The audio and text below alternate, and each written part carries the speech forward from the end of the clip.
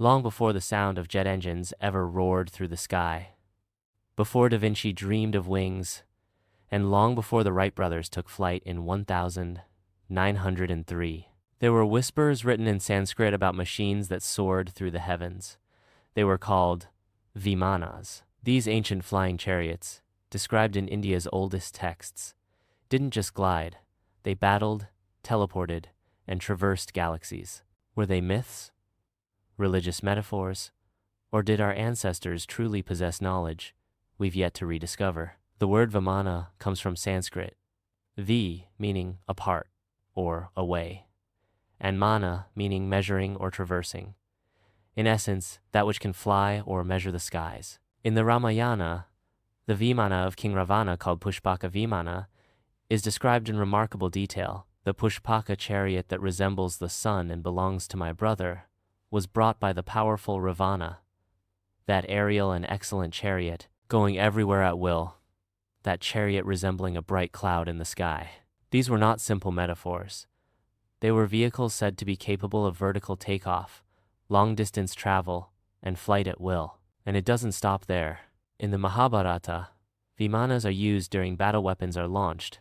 Formations shift mid-air, and what's described sounds eerily like modern dogfights. Could these be literary imagination, or were they symbolic recollections of real ancient technologies? In 1904, a Sanskrit scholar named Subbaraya Shastri, under a state of trance, claimed he psychically received an ancient text called the Vaimanika Shastra, the science of aeronautics. It was later compiled and published in 1918, long before India had any aviation infrastructure.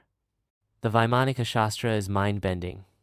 It describes 4 main types of Vaimanas, 31 key mechanical parts, mirrors used for invisibility, anti-gravity mechanisms, instructions on how to shield the craft from heat, sound, and even attack. It even includes technical schematics of flying saucer-like machines. And remember, this was published decades before modern flight was common in India. Coincidence? Or channeled knowledge from an older time? You'll find passages describing materials like Raja Loha, a special metal capable of absorbing solar energy, or systems that control temperature inside the flying vessel, and pilots needing to wear specific protective gear.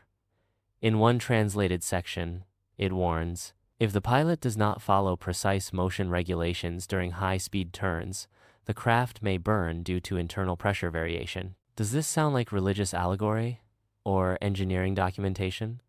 One might argue these could be late forgeries or spiritual metaphors. But then how do we explain propulsion systems using mercury, heat-resistant alloys, rotating gyroscopic engines, all mentioned a century before mainstream aviation adopted similar ideas? Vimanas aren't alone. Across the globe, ancient texts speak of flying chariots. The Mayan Popol Vuh speaks of sky travelers from the stars. The Book of Enoch speaks of fiery chariots and angels descending from the skies.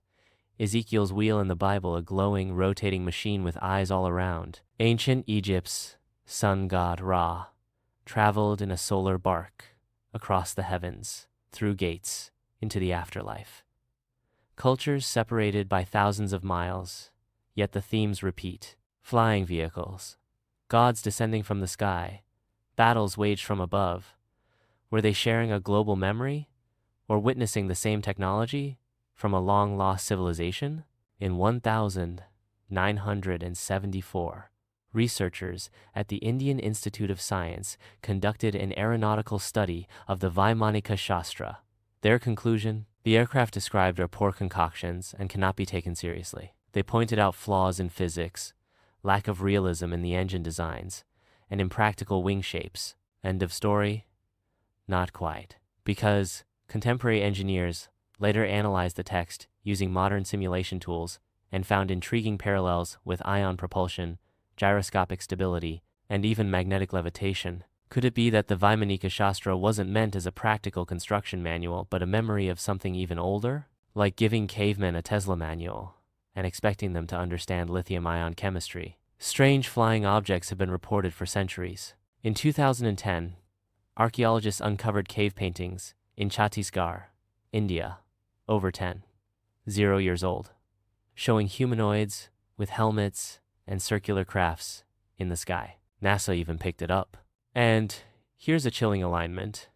The Nazca lines in Peru resemble ancient runways. The Pushpaka Vimana was said to land vertically and take off at will. Is it possible that ancient texts were describing encounters with extraterrestrial visitors? Were Vimanas alien tech, gifted or stolen? Or were ancient Indians the first humans to build them before their knowledge was lost in time? Let's take a step back. What if Vimanas weren't physical vehicles but spiritual metaphors? In Hindu philosophy, higher planes of existence are accessible through consciousness travel. What if Vimanas symbolize states of astral travel, enlightenment, or mental projection depicted using the only language people of the time could relate to: machines? Modern science is now exploring simulation theory, consciousness as energy, and quantum tunneling. What if Vimanas existed not as objects, but as experiences? So, what do we make of this? Ancient texts describe flying machines in unusual detail. Cross-cultural stories echo the same motifs. Modern science both dismisses and finds parallels, and our skies are still full of unexplained aerial phenomena. Maybe the Vimanas weren't just myth or magic. Maybe they were a forgotten technology, from a time when man had bridged the skies not through metal, but through knowledge. As we race toward AI, quantum travel, and anti-gravity, we might not be inventing the future. We might be remembering the past. The sky is not the limit. It's a doorway, and Vimanas may have flown through it long, long ago.